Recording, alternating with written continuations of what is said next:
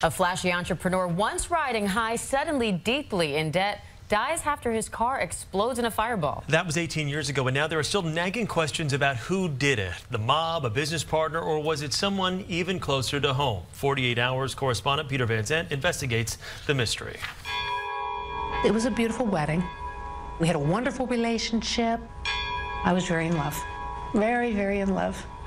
Pam Phillips and Gary Triano married back in 1986. He was a wheeler dealer, made a lot of money, but all that glitters is not gold. And after 7 years and 2 children, the marriage broke up. Gary's businesses went downhill, and he apparently owed a ton of money. Your husband, he owed a casino in Las Vegas several $1 million. Hundreds of thousands of dollars to a group of Mexican investors who people said were involved in criminal activity. Probably. In 1996, someone murdered Gary Triano at his country club. There's some kind of an explosion in the country club parking lot. I guess it's a massive fire. We're on an explosives range in the remote mountains of New Mexico. These ATF agents, watch your strap. They worked the Triano bombing and came up with some crucial clues. They recreated the blast for 48 hours. 2, 1.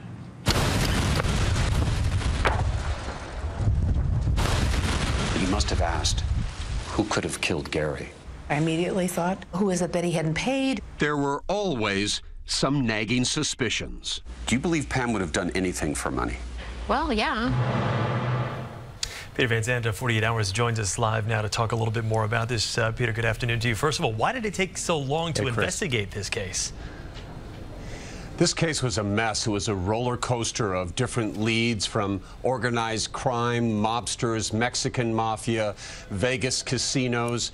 And it just, the case, because of this enormous explosion, they just didn't have much physical evidence to go by.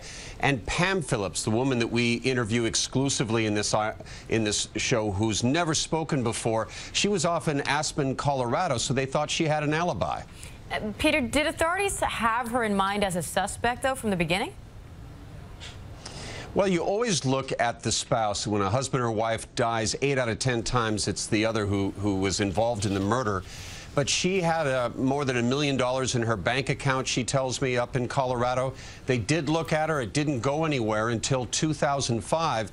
An old boyfriend of hers was arrested in Florida, and he had some audio tape recordings of telephone conversations he had with Pam, which seemed to implicate her in the murder. From that, the investigation took off, and she's eventually charged. But whether or not she did this, I don't know.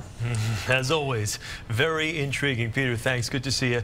And we look forward to your report. You can watch Peter Van Sant's report on The Hit on 48 Hours tomorrow night, 10 p.m. right here on CBS 2.